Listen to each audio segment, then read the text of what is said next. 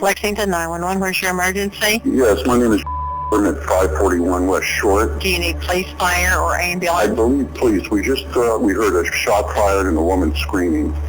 Do you know where it came from, sir? Either in the back of our house or somewhere to the side of our house. Okay. It's a townhouse community. Okay, I'm showing that you're 541 West Short, number... Correct. Okay, and it's to the back of you? To the back, to the side of us. We're not really sure. Obviously, the shot was fired, we think. And I'm not an expert at guns. How many did you hear, sir? Just one. Okay. Three, I'm sorry. My wife said she heard three. Okay. And a woman screaming. All right, we're going to get someone over, sir. Thank you.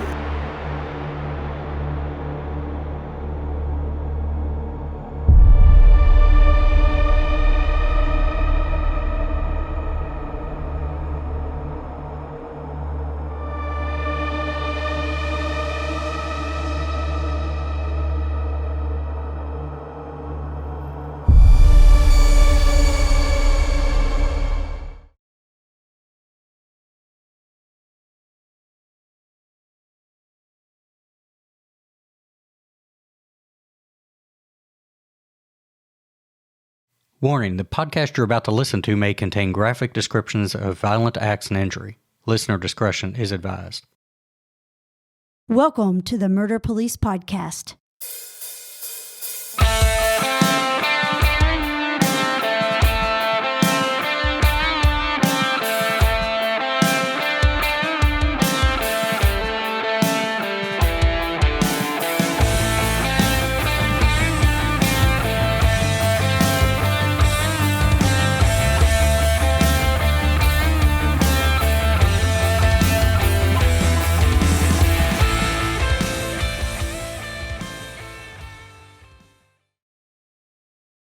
Okay, Wendy, do you want to tell the listeners what we have in store for them today?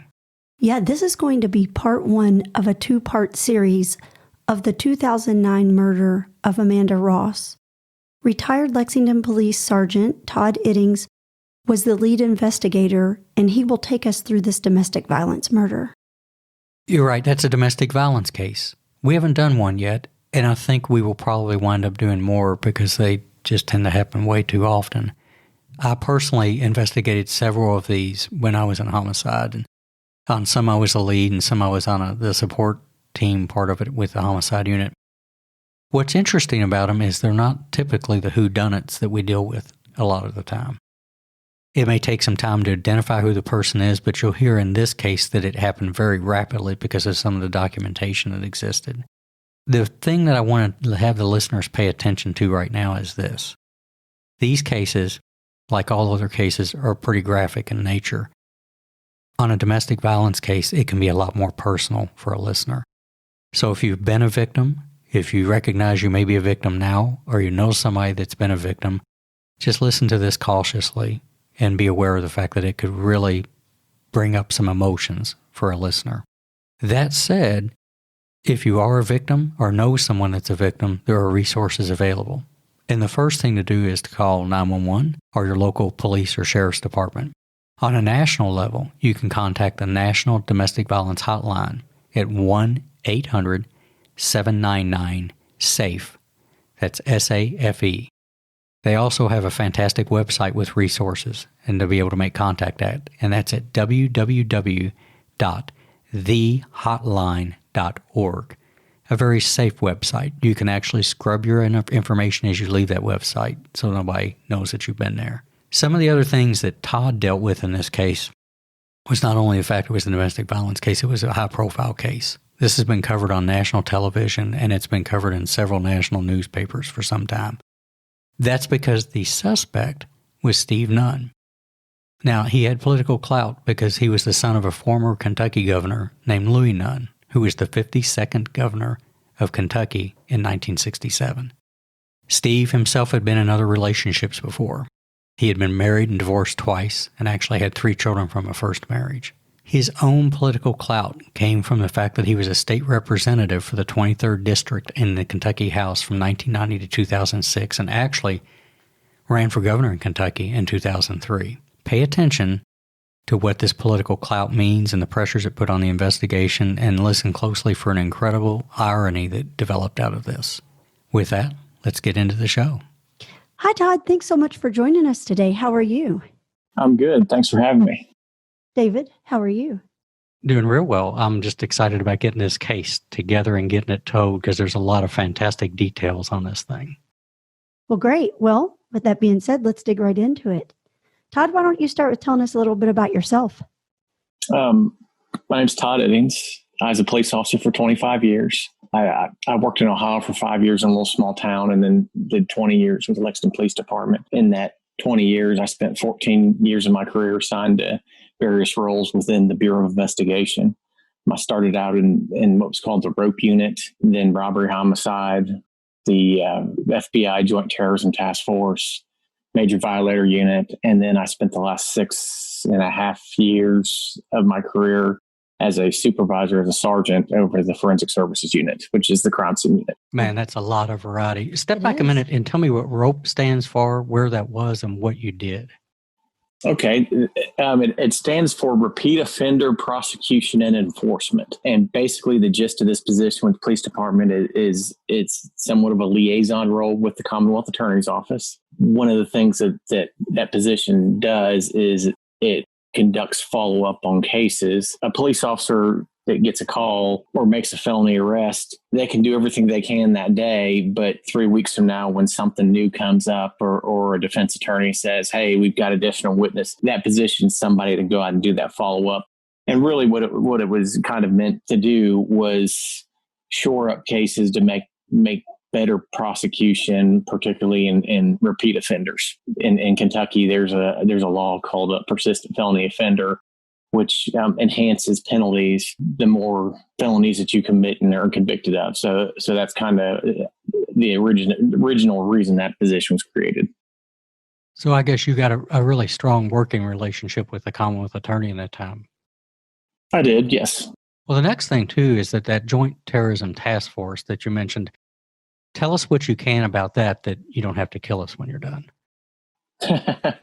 So in the wake of the terror attacks on September 11th, 2001, the 10,000-foot view of terrorism in the United States was that there wasn't a very good effort between the FBI and before that wasn't even Homeland Security, like Customs and Border Enforcement and the CIA and local law enforcement. They created these joint terrorism task force all over the nation to have a codified effort in investigating terrorism cases. Actually, in Kentucky, there's actually 3 joint terrorism task forces. There's one in Northern Kentucky, one in Lexington, and then one in Louisville. It was a neat position, but I spent a couple years there and wanted to go do something else. So I ended up leaving there and coming back to be a regular detective at the police department. Gotcha. And then finally, because this is really interesting, we have a lot of people that listen to this show that are big CSI fans and Forensic Files fans. To supervise that unit, what was that like? Because that's an incredibly busy place with a lot of high-skilled people in it. You know, it was a pretty seamless fit for me. Even as a homicide detective, I was always kind of a scene guy. I always wanted to be on the scene and be working with the crime scene folks and kind of getting a feel for what they're seeing as I conduct investigations. As science and technology improve, the ability to use fingerprint science, DNA science, digital photography enhances the investigative efforts of the police department, enhances the abilities of the prosecutor's office to make a more effective prosecution. My folks were really good at fingerprints. I shouldn't say they still are fantastic at fingerprints. They get fingerprints and solve crimes all the time. And it's nuts, from everything from a car break-in to homicides. They get fingerprints and solve crimes.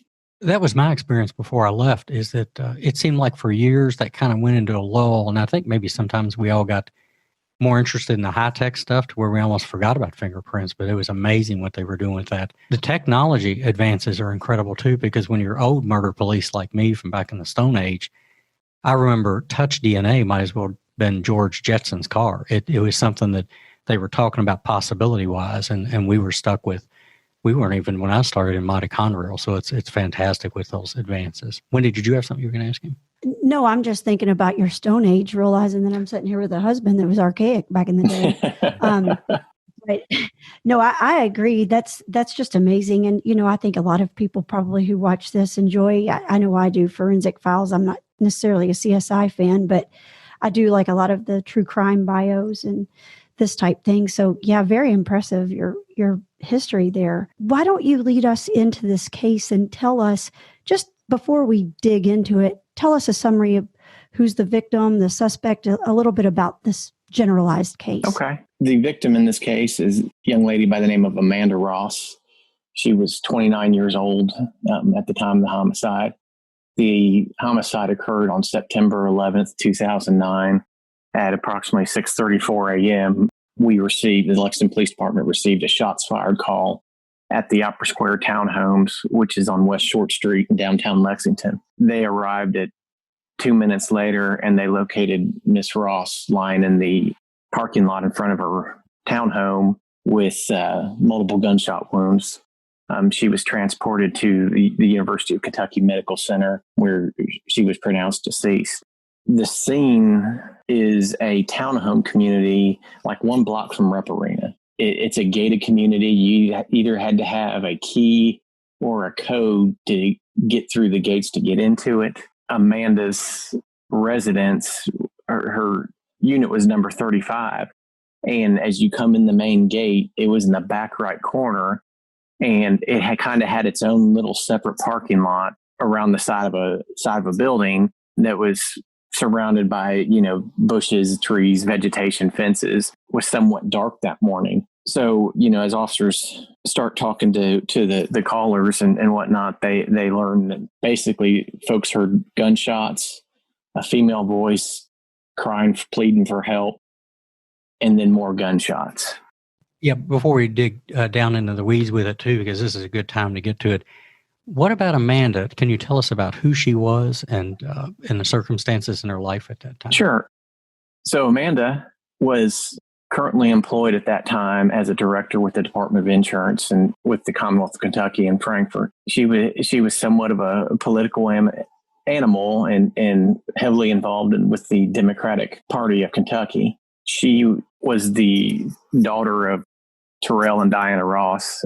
Her father started a company called Ross Sinclair and Associates, which is a public financier company. She was also involved with the Humane Society of Fayette County. I believe she was on their board.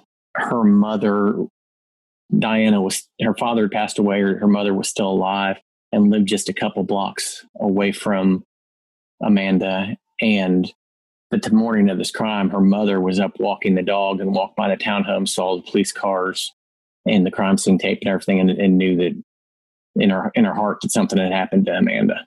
Well, that's sad, and obviously that's where this story is going to go, for her to have that feeling and what led up to that too. So thanks for sharing that. We always like to get a little information on who the victim is, and probably to mention now too that today's date that we're recording this is actually her birthday, if I remember correctly. That is, yes. She was born on October 10th, yes. She would have been 41 today. Yeah, what a way to commemorate that and keep her in our memories. Well, thanks for that background bio on her. And if you want to, go ahead and just take us on through the case. Okay. I was the on-call detective for the homicide unit that morning, as well as the next step to catch a homicide. So kind of to explain how that unit works is you have a rotation for catching homicide cases. And I just happen to be next step for the next homicide case, as well as being the on-call detective. So the on-call detective gets called out for shootings, robberies, not necessarily homicides. I mean, at that time, I believe we were still investigated sex crimes, so we got called out for sex crime cases as well. I responded from home, and upon getting to the scene, kind of did a walkthrough with the scene with the initial patrol officers that got there, and the crime scene unit was already there. Forensic services was already there, starting to take photos and document the scene as it was. And so things I observed right off the bat were Amanda's car was still in the parking spot. Her car keys were sitting there. Her purse was sitting there. Her purse was partially opened, and I could see into the purse where I saw her wallet, a handgun, a couple, I believe it was an iPhone and a BlackBerry. So at that time, I kind of ruled out robbery as a motive. because all those valuable things had been there. Officers did make entry into her townhome when they were able to identify her. They made entry to do a protective sweep of her townhome, make sure there was nothing in there. And there were observations in there. They didn't see anything out of place, didn't look like any signs of struggle. No windows broken, no doors broken, or anything like that. One of the things we do with victims, obviously, we have a record management system with the police department that we run a name query to see what kind of contact we'd had with them, as well as run them to check get their driver's license information and whatnot. And the thing that popped up is that Amanda was a petitioner and had an active domestic violence order against an individual by the name of Steve Nunn. And what a domestic violence order is folks that are involved in a domestic relationship who have some violence in that relationship. They can petition the court to get a restraining order. And Amanda had done that and had an active restraining order against Steve Nunn. Obviously, our first thoughts were, who is Steve Nunn and where's he at? We need to talk to him. So we start researching Mr. Nunn. Some things we kind of knew. He was a recognizable name in the state of Kentucky. His father used to be governor.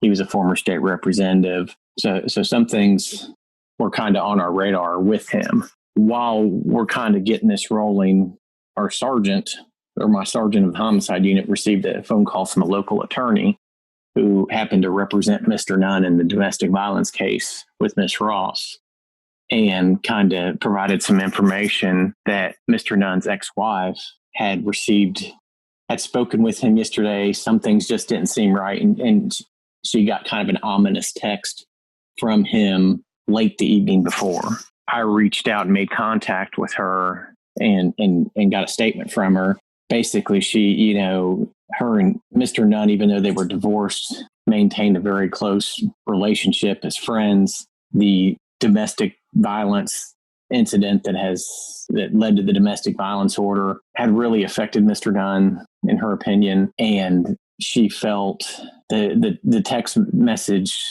She learned that there was an incident where he went to his daughter's and switched cars with one of his daughters the day before, that he'd been to a monument store, a tombstone retail establishment in Glasgow, Kentucky, and wanted to look at his tombstone or a sketch of his tombstone, and was very insistent on doing this, and had put his date of death on the tombstone. So she was concerned and contacted a couple of his friends who went to him and took him out to dinner and spent a couple hours with him. At the end of it, they felt that, they kind of cheered him up and everything was fine. And here in a little bit, I'll kind of explain a timeline that kind of led us to why some of these things happen. As I'm speaking to the ex-wife, I'm trying to figure out if I can find this guy. She thinks that if he's anywhere, he's either going to be at the old family farm or the cemetery where his father and mother are buried. But she really couldn't give me, she wasn't from that part of the state, so she couldn't give me specific of where I needed to send folks to. I ended up making contact with Mr. Nunn's estranged sister, who provided me the name of the farm and the location and the name of the cemetery and the location. This information was relayed to the state police, as well as the information about the daughter's car that he switched with the day before. And we also, at this point, kind of learned that he's been in contact with his daughters. I learned that from the estranged sister, because the estranged sister had been in contact with Mr. Nunn's first ex-wife, who is the mother of his daughters. So I'm also trying to make contact with the daughters and not being very successful. In 2009, we tried to ping his phone, which is basically contact the phone company, explain what's going on, and say, hey, can you give us a geographical location of the phone based on tower information? His wireless carrier at the time wasn't a very big wireless carrier, and the person that knew how to use that technology happened to be on vacation. So we kind of struck out on that aspect. But a short while later, the Kentucky State Police go to the Cosby Cemetery in Hart County, Kentucky, and this is where former Governor Louis Nunn and his wife Beulah Nunn are buried. And when they get to the cemetery, on the right side of the cemetery is a little church, and they find the daughter's car behind the church. So they start working their way through the cemetery, and when they get to the former governor's gravesite, find a empty pistol holster, a bloody knife, and a fanny pack. So they're kind of, senses are up, and as they're kind of working through the cemetery, the back of the cemetery goes down a little hill into a tree line. And they've got movement in the tree line. So they challenge the movement, and Mr. Nunn steps out of the tree line with a gun in his hand and points the gun to the side and fires a round off. Then he drops the gun, flops to the ground, and acts like he'd shot himself. He's covered in blood because he's cut his wrists, which is why the bloody knife's up by the gravesite. However, the medical records called the wounds superficial and indicated that he was on blood thinners. Really, the blood was more indicative of that than an actual effort to probably harm himself. At that point in time, he's taken into custody and transported to the Bowling Green Medical Center for treatment.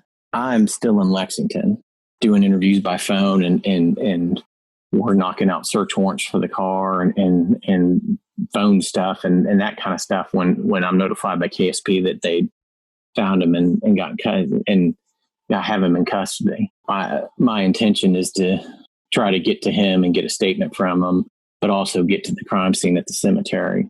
We ended up leaving Lexington and driving to the Cosby Cemetery in Hart County. It was about a 2.5 hour drive. While we were trying to get there, Mr. Nunn's being treated at the Bowling Green Medical Center, and he's under guard by the Kentucky State Police. And there's a detective sergeant with the state police who is with Mr. Nunn watching him. And Mr. Nunn initiates a conversation with the sergeant with the state police. And so the sergeant goes ahead and engages him in conversation. And during this conversation, Mr. Nunn keeps discussing what the perceived wrongs that he had from Miss Ross and that he wanted revenge. And he would get himself, during the statement, he would get himself all keyed up, complaining about her and all this horrible stuff that, she has caused him. And then he would just say, I wanted revenge. And so the sergeant would do the thing that most cops would do and go, well, is that why you killed her? And he would immediately change the subject, and they would talk about other things. And then he would come back up, get keyed up again. After I think maybe the second or third time, he said something about a lawyer. And it initially, they continued to talk. And then finally he actually did lawyer up, and the statement ended at that time. So when I got down to Hart County to the cemetery, they had recovered a 5-shot Smith & Wesson 38 special, little snub-nosed 38 from Mr. Nunn. And when I went over to where the car was parked on the other side of the cemetery behind the church, a couple things kind of popped out to me as odd right off the bat. In Kentucky, on a regular license plate, the county that you live in or the car's registered in, is the county name is a little sticker on the bottom of the plate. Or for some reason, that sticker on this car was covered up with masking tape. The other thing that was interesting to me is the little dealership decal that was on the back bumper was covered up with black electrical tape. Like, he's already using a car that's not his own, which is kind of strange. And then you think that he's obscuring parts of those identifiable pieces of the car he's in. Correct. One piece of evidence that we had in Lexington, the adjacent to the townhome complex in downtown Lexington was a elementary school called Harrison Elementary School. And the street that runs between the townhome complex and the school is called Bruce Street. We noticed that there were video surveillance cameras on the outside of the elementary school, and we're able to obtain the surveillance system from the school, where at 6:37 a.m., 3 minutes after the call comes in, a small small dark colored passenger car is driving up Bruce Street. And this car had a spoiler on it, and the car we found at the Cosby Cemetery has a spoiler on it as well. So we at this point in time, we can't say it's definitely a car, but it's certainly another little piece of circumstantial evidence in this case. In your previous podcast, the types of cases you had are what we would call whodunits. And this one we would call a dunker. We were pretty fairly confident that Mr. Nunn had caused Amanda's death. So, the other cases that you covered on here, it took investigators months and months and months to figure out who the perpetrators were. This one, right off the bat, we knew. However, there still was a ton of work to go into this case. Back to the cemetery, besides the stuff on the back of the car, on the front passenger seat was a manila envelope, a folding legal envelope. And on the outside of that envelope was the word psycho bitch file. Upon examination of that, there was this 7-page letter that was dated September 9th, 2009, where Mr. Nunn had basically laid out his manifesto and reasons that he needed revenge on Amanda Ross.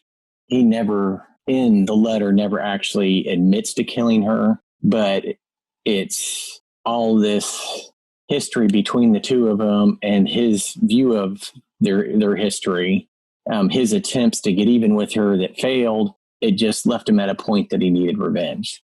It also in that folder was a letter that was addressed to Amanda's mother that was like another 4 pages long.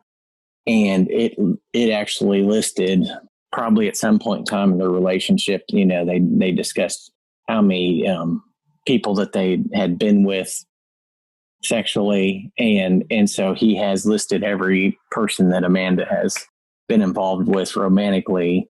Like, I don't know the intent of it. I don't know why he did it. I don't know, why he would send that to her mother, but this was in that folder. So while we were still down in Hart County, the Barron County Sheriff reached out to me, and he actually rode in the ambulance with Nunn from the cemetery to the hospital. And Nunn kind of makes some statements to him in regards to, so he's basically saying, hey, sorry, I put you all through this. I should have been a better shot. I had a cheap gun, stuff like that just weren't real consistent with somebody that hadn't done something wrong. And then, the sheriff also tells me that they had recovered a box of Nunn's personal items from an individual in the town of Glasgow. So we swung by the sheriff's office to get that and learned that on the day before, Mr. Nunn had contacted one of his friends and said, hey, I need you to hang on to something for safekeeping. I'm probably going to go away for a while. And so this gentleman didn't really know what he was talking about or whatnot. He was actually at the country club and said, hey, just drop it off in the car's not sitting outside the club. Just drop it off. So Mr. Nunn puts it in the car. And this box contained a rather large amount of amateur pornography that Mr. Nunn had possessed, involving pretty much, it seemed, anybody that he had a romantic relationship with and got intimate with, he would take compromising photos of. Later, we learned that he liked, the country club late at night when they've all had some drinks, he liked cracking it out and showing it off to people in the bar and bragging about his prowess, I guess would be the best way to say it. At this time, I know who did it. I just can't prove it. Let me jump into it because this is something that I think you see different in cases. You're dealing with a guy that's a high-profile Yes. individual. Would you agree? When you get a case and you see something that's going to definitely get the media's attention, maybe more than other cases, which can be sad because a lot of cases just don't get front page because it's not people that everybody knows. Does it feel different approaching that? I guess what I'm saying is that do you worry about the fact that you're going to walk into this thing with a high-profile guy and now you've not only got him suspected probably in a murder, but bizarre behavior? And is there a different approach to that case? Does it affect you differently? Or tell me a little bit about that. Me personally, no. However, from my supervision, from the police department administration, from City Hall, from the Commonwealth Attorney's Office, yes, they were all spun up because, and the reason it didn't affect me, when you do investigations, you do the same thing every time. you make the same case. You're just as thorough and diligent on every case.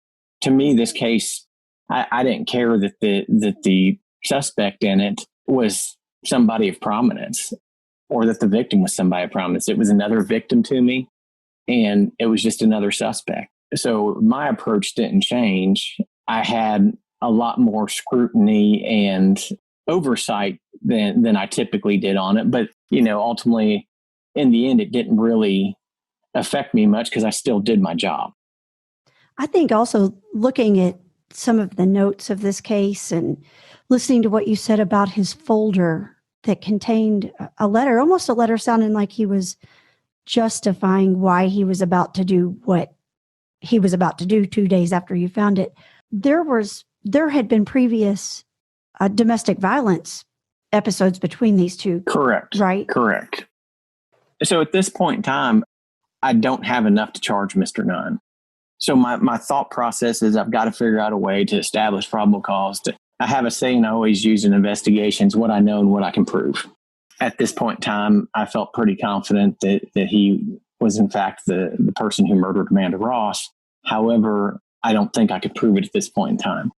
So the state police end up taking him into custody and placing charges on him for him discharging the firearm in close proximity to them. It's a charge called wanton endangerment in Kentucky. So they end up taking him into custody for that to kind of give me a little bit of time to work.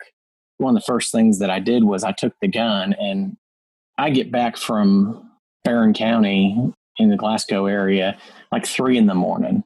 And so I have all this evidence from down there that I got to take to the police department and secure, because it's evidence. It's got to be secured. I can't just take it home or leave it in my trunk.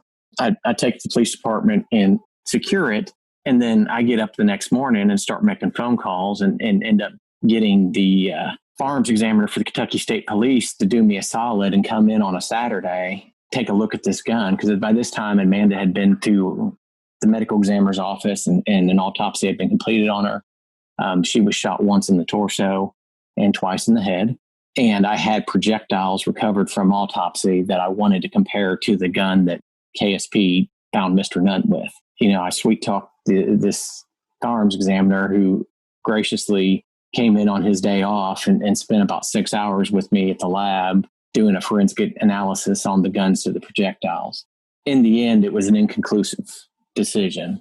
Basically, there were when you're looking at scientific evidence such as firearms, you're looking at it's basically tool mark evidence, and they're looking for points of minutia that they can match up from as a characteristic from the inside of the barrel to the projectile that came out of the victim.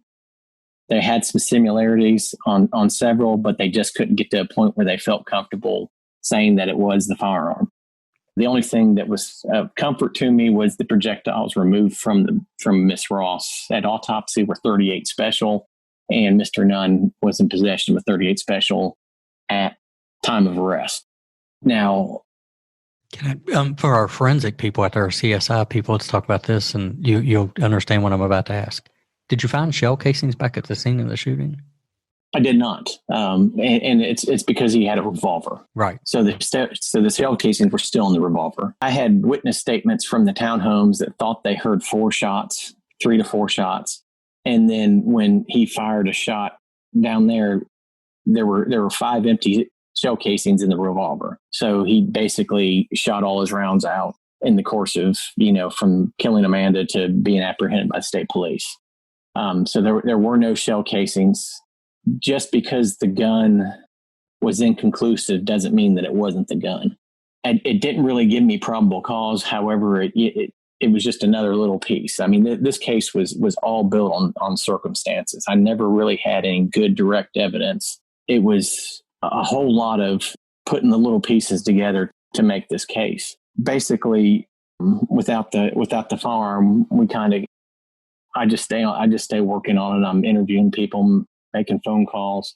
And so Monday morning, the first thing we do is have a little sit down team meeting. And Dave, you'll appreciate this coming from, you retiring as a commander. So obviously, you have these homicides, and maybe the commander or the assistant chief shows up to one of these meetings. I had pretty much the entire command staff, half the Commonwealth Attorney's Office, and the Public Safety Commissioner and Mayor in my damn meeting. So I can tell you all that usually doesn't happen. As a matter of fact, as a commander, one of the first things you learn to do is stay out of everybody's way. Because if we enter the room, our culture really it's like E.F. Hutton. Nobody talks. So God bless you. I'm glad you survived that. Do you think that was contributed to who he was? Oh, absolutely. Yeah. Absolutely. Because that's not a normal everyday thing to have all these people breathing down your back, is it?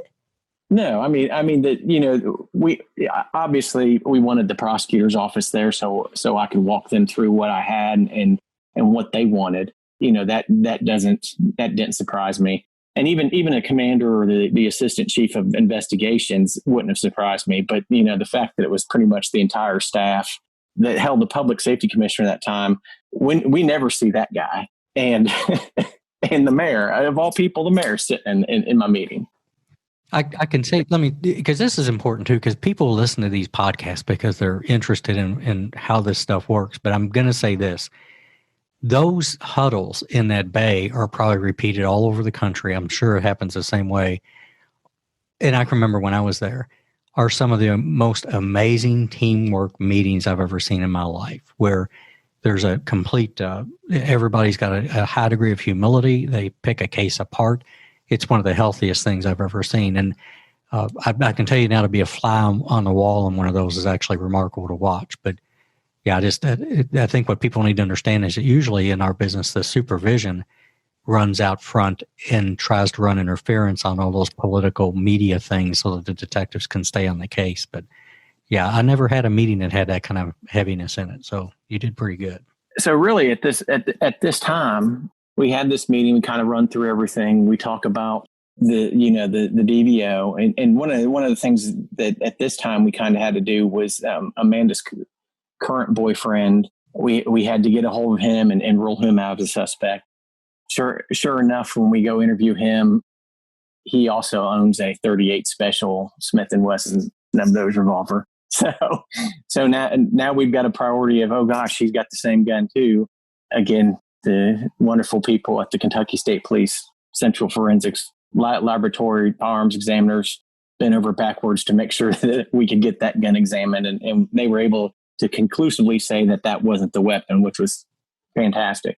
One of the things in our meeting that the Commonwealth Attorney said is put him in Fayette County, because we had all these old pieces. We had the video that showed a car very similar to the one that was located at the cemetery, basically his daughter's car. We had no witnesses at the townhomes. Nobody saw anything. They just heard the gunshots, heard Amanda screaming, and then more gunshots. And a lot of it was, that they were scared that, they heard gunshots, they hit the floor, they took cover. So they didn't look out the window, and I don't blame anybody for that. And, that's somewhat unusual in that area of downtown to have gunshots at 6:30 in the morning. So obviously it scared a lot of people. We tried via phone records and cell tower information to put him in Fayette County. We were able to determine that he made his last usage of his phone at 11:30 p.m. on September 10th, and he didn't turn his phone back on until 8:39 a.m. on the morning of the 9th, or the morning of September 11th. So we can't use cell tower information to put him in Fayette County. So we end up doing a search warrant for his financial records and looking at his bank cards and his credit cards. We discover that at 6:50 a.m., he used a credit card to purchase gas at a Chevron station located on Purcell's Road, US 60, just outside Fayette County in Woodford County. And the reason this is significant is this gas station is at the intersection with the Bluegrass Parkway in central Kentucky, and you take the Bluegrass Parkway to get towards Glasgow, Barron County, Bowling Green. Within really less than 15 minutes after the homicide, he's made it to this Chevron station to get gas. And at that point in time, I was like, I got him in the county. So at that point in time, I felt that I had probable cause. I typed up what I had at that point in time, presented to a judge, and they issued a arrest warrant for him for murder and violation of a protection order. Wow. So yeah, and you're right there at that exit, nearing as you approach BG Parkway. That's certainly ample enough time to get from where that occurred. It's certainly at 6:50 in the morning. Not a lot of traffic, but so I'm thinking at that point he's probably headed down to the cemetery to make law enforcement at least think he's going to commit suicide. Do you feel his reason for going down there? Oh, absolutely. I feel it was, well, let me qualify that by saying this. I don't think his intent was to kill himself. I think his intent was to get law enforcement to kill him, to commit suicide by cop. His wounds were superficial. He loves him. As I learned through this investigation, he loves himself way too much to kill himself. I think his intention was to step out of that tree line with that gun in the hand and the state police shoot him. Well, and certainly he's lucky that didn't happen, since he actually discharged it as he stepped out of that tree line. Sure. And talking to the troopers that were on scene at that point in time, the gun, it happened, number one, pretty quick, but number two, it really wasn't even pointed at any of them. Or Mr. Nunn, they said he kind of pointed it out to the side and then cranked around, like out to the side and towards the ground, and cranked around off. It is amazing that, and then he immediately drops the gun and starts flopping around on the ground. So, honestly, I don't really know if the police had time to shoot him, to be honest with you. When you talked about him being in our lawmaking body with Kentucky, was there anything that he had done in his time in that service that was related to domestic violence or criminal behavior or anything that you're aware of? Dave, I'm glad you asked that question. Here's the most ironic piece of this whole investigation. When Mr. Nunn was a state representative, he was a co-sponsor on a bill that made the murder of a victim who had a domestic violence order against their perpetrator a capital offense in the state of Kentucky. And what's capital mean? It's a death penalty offense.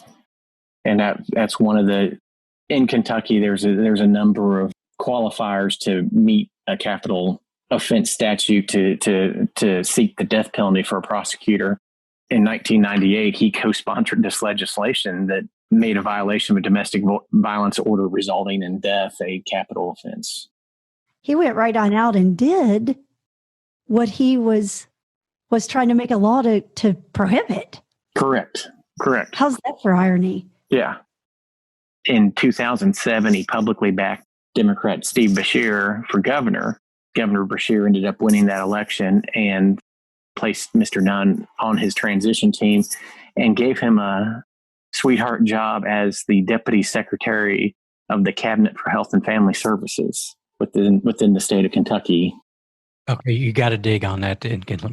This is just full of irony and craziness. Yeah. What do they do in that cabinet? Well, one of their primary responsibilities is domestic violence. So he's in charge of these programs to help victims of domestic violence and get get legislators to make better laws for domestic violence victims. And he's the number 2 guy in that cabinet in the state of Kentucky. And he's the number 1 guy in this case, doing exactly what he's trying to help prevent for the rest of the Commonwealth. Correct. Hey, there's more to the story, so go download the next episode like the true crime fan that you are. The Murder Police podcast is hosted by Wendy and David Lyons and was created to honor the lives of crime victims so their names are never forgotten. This podcast is produced, recorded, and edited by David Lyons. The Murder Police podcast can be found on your favorite Apple or Android podcast platform, as well as at murderpolicepodcast.com, Facebook, Instagram, and Twitter. If you have enjoyed this podcast, please subscribe for more and give us a 5-star review on Apple Podcast or wherever you download your podcast from. And please tell your friends. Lock it down, Judy.